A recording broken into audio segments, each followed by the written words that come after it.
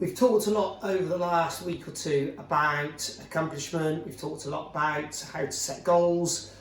We've talked a lot about what coachability looks like within the passion fit world. We talked initially about the 4 core coachability behaviours that maybe help you to understand how you can take a different view of accomplishment over the coming weeks and the last few weeks that have gone by. The key concepts that we've talked about so far, guys, have been goal setting. We've talked about the commitment continuum, prioritisation, and we've talked about controlling the controllables. And in addition to that, as I said, we've also talked about the accomplishment pyramid and how accomplishment might be defined through different phases of your life. As well as all of that, there are 2 critical behaviours that we often talk about with our guys that represent coachability, and these are really important. And again, it doesn't matter whether you have a coach or you're self-coached. It doesn't even really matter whether you're not an athlete at all and you're just trying to be a better version of yourself. These coachability behaviours are still critical because coachability is often a key factor in your progression and development as a person in whatever walk of life that might be, your personal life, professional life, or your sporting life. So these 2 are really useful, and they're 2 that I've often really focused very hard on myself as an individual when I've been coached. And I focus really hard on now as a coach and as a self-coached athlete and I guess as a self-coached businessman. So what are they? Well, the first is the support direction matrix. Now there's various differing versions of this and it's often used as a coaching model, but I like to use it in a slightly different way as a coachability model. And that is about how much support or direction you might have or might require at any given time. So this is direction on the bottom axis, this is support on the vertical axis. It's where you sit in that matrix. And we make it into a matrix, or we'll make it into a 4-part matrix. What we've got is we've got high support and high direction in the top right hand corner here. We've got low support and low direction here. Over here we've got low support, high direction, and then we've got high support and low direction. So I guess it's pretty self-explanatory. So the question I always like to ask myself if I'm being coached or I'm thinking about my own progression, or I ask athletes to think about themselves when they're interacting with me as a coach, because one of my coaches once said to me, remember when you point your finger, he said, remember there's always 3 pointing back at you. And he always challenged me to make sure I had my ducks in a row before I pushed back or challenged him about his support for me. And it was a really important lesson for me. And I always used to try to think about where I sat on this matrix. So if I was asking questions about my progression, my accomplishment, before I perhaps challenged my coach, I would often ask myself where I was on this. And if I wasn't down here, I would often try to do what I needed to do first before I started to ask too many other questions. So obviously being very high on direction and very high on support is tricky. It can make progression and development really difficult to attain. And it makes it very difficult for you to be coached as well. So basically what that means is that you need to be told what to do, but also from a motivation point of view and a mindset point of view, you need lots of encouragement. And for a coach to do both is very difficult. And for you to try to do both for yourself, so if you're low on motivation and you have to do quite a lot of work around working out what to do, it can be very difficult to progress. So being high on support and direction is a really difficult place to be if you want to carry on moving forwards. And it's a difficult place for anybody to be, or any coach to have an individual coachee in. Being high on direction, low on support, or high on support, low on direction is kind of okay. So if you're very low on direction, you don't need to be told what to do much, but you might need a bit of motivating. It's manageable. It's something that can be coped with because there's obviously only one key area that we might need to focus on as coaches, or you might need to focus on if you're coaching yourself. And the same where you might be slightly high support or low direction. So you know what to do, but you just need a bit of motivation and a bit of picking up sometimes to get on and do it. Or maybe there's other things in your life that are affecting that. You just need someone there to listen and encourage you.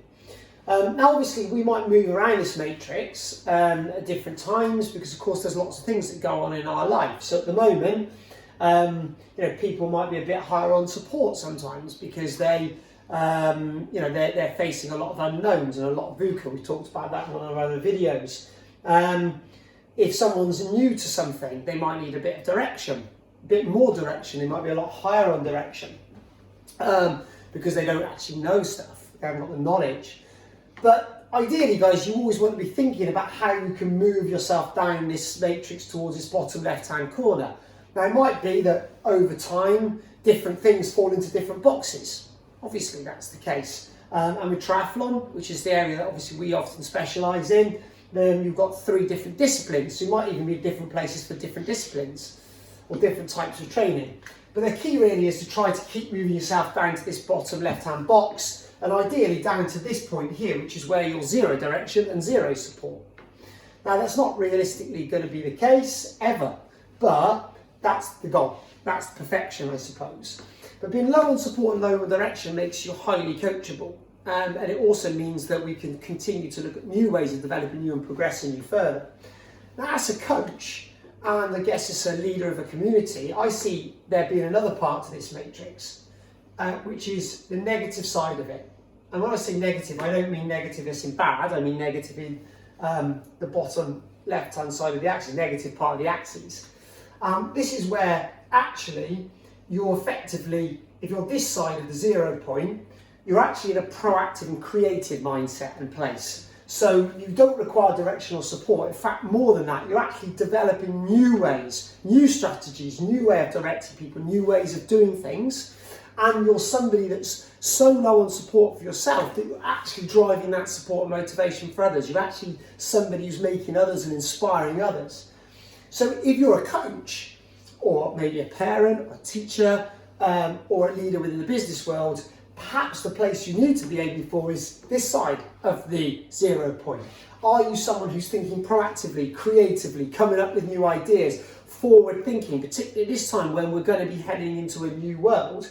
Or even as an athlete, are you that person?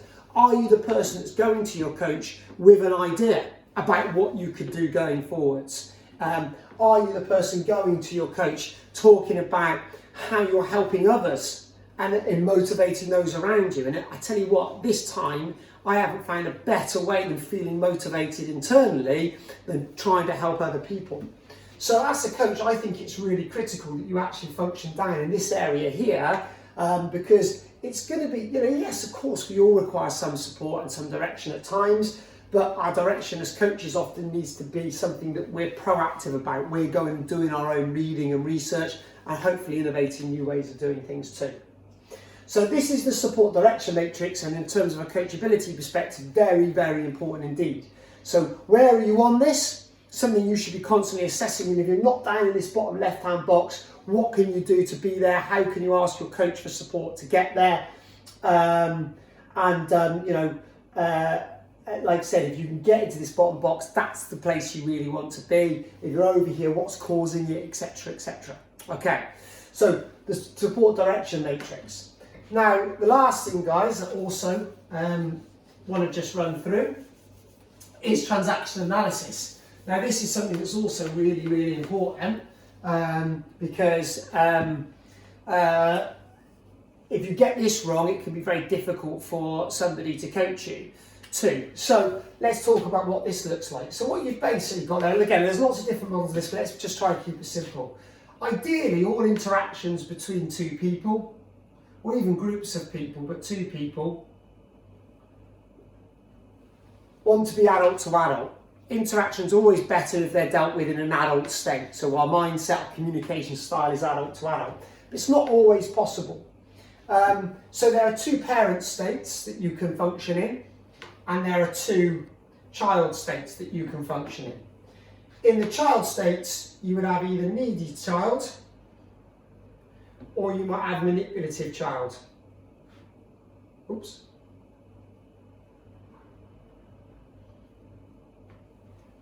Oh God, my spelling's terrible. So there are 2 child states, and then there's 2 adult states. So you've got controlling parent, and you might see different versions of this, but these work really well for me and have done all the time. So 2 different parent type states. Now ideally we want all interactions to be adult to adult, but quite often the coach in the situation, the leader might fall into one of the parent type states, or the coachee might fall into one of the childlike states. There's lots of reasons why this can occur. Sometimes it can be a reaction to the other person. So if, for example, the coach falls into a controlling or nurturing mindset or behaviour pattern, the coachee might fall into one of these childlike states. Hopefully, with professional coaches, people who know their business and and have a high level of experience and skill, they would never enter into one of these adult states except in really extreme circumstances, and normally in a reaction, a deliberate reaction to a coachee sustaining a long period of time in one of these two behaviour patterns. Therefore, the coach may have to function in one of these states to bring them out of it. Now, normally a coach will try and stay an adult and bring you out of the childlike behaviour without having to go into one of these parent-like states, but it's not always possible to do. So if you're experiencing your coach up here, maybe ask yourself why that is. What are you doing that might be impacting on that? But equally, if you're a coach and you're experiencing an athlete behaving, or a coachee behaving down here, maybe even your children or an employee, are you up in one of these places here that might be creating that situation? So this is really important. So it's really important for both coaches and coachees to understand where you sit. And if you're not functioning adult, you could be having a really detrimental effect on the effectiveness of the relationship, and therefore the progression of both yourself as a coach and the coachee. So transactional analysis, again, there's lots of different ways of looking at this and modelling it, but this one works really well for me. And some people do actually respond quite well to, I actually respond quite well to controlling coaches. It's because that's what I'm used to. So actually for me, adult or controlling, I'm still quite functional as a coachee. But nurturing coaches, I don't respond very well to at all, to be honest with you. So it can still work, but adult to adult generally works a lot better. And again, we really encourage our athletes to think hard about where they are in this. And if they're not in the adult state, what's the root cause of it? What's leading to that? And is it something that the coach needs to do differently, or is it something else, something external that might be impacting on it? And at the moment, very easy to fall into one of these different states, because under pressure and stress, often we might come out of adult and fall into one of these other states. And we are under a lot of pressure and stress at the moment that we haven't experienced before, so it could be leading to that, which could be creating problems within those kinds of relationships. And it might even be causing problems at home. Things are tense at home. Maybe this and the previous model could be a contributing factor. So maybe they could be useful for that too. All right, guys, so there we go. A couple of other models that we use a lot with our guys. Maybe some use for you at this weird time.